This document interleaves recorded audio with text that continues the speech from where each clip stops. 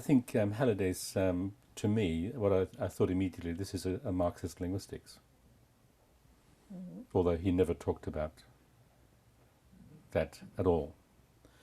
But the way it's set up, with a chooser on one side of a system network and a kind of a formed utterance on the other, is actually the combination of the social with the, let's call it linguistic, because semiotics wasn't being talked about.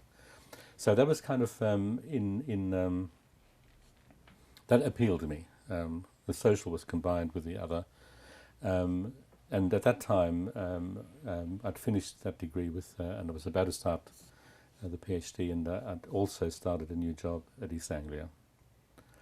And there I fell in with people who kind of started Marxist reading groups on literature, and I joined them. And I thought, well, actually, language is also a superstructural category.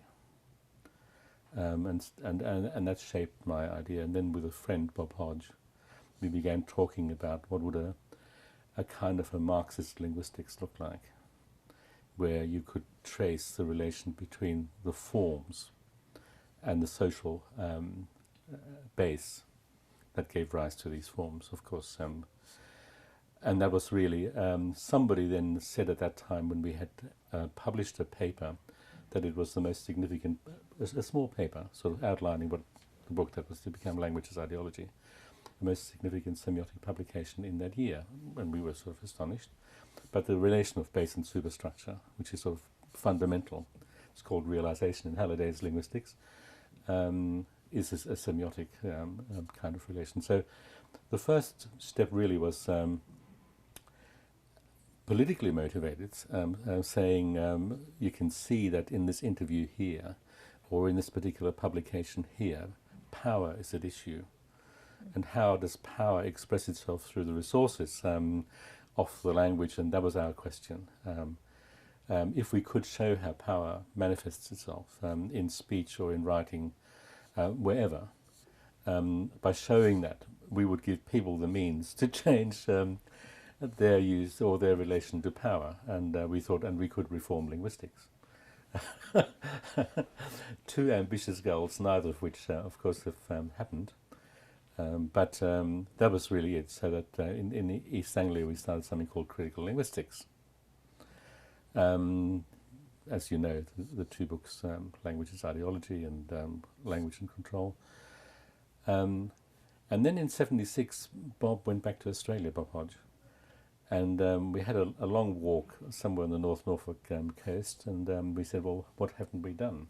We were quite happy with Language as Ideology, but we said we haven't talked about all the other ways in which meaning is made, which co-occur with the linguistic, wherever.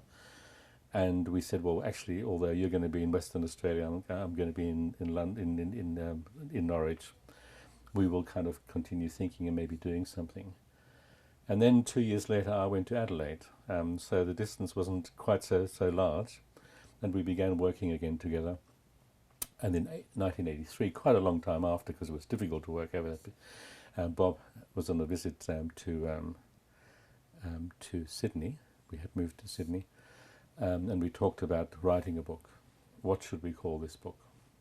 Which would look at all the other ways in which meanings were made. And we thought, well, actually, one of the fundamentals of Language as Ideology was the Hallidayan conception of language, although we introduced the notion of transformation, for instance, in there, sort of sneaked it in. And we said, well, actually, we should call it, as a tribute to his influence on our work, we should call it social semiotics. And that's actually when the term sort of, and then of course we sent the proposal off to Polity Press, and they accepted it, and we talked about social semiotics. And from then on, it was a sort of a term which other people took up, even though, of course, it came from Halliday's, the title of his book. And that was for me then a kind of a decisive step.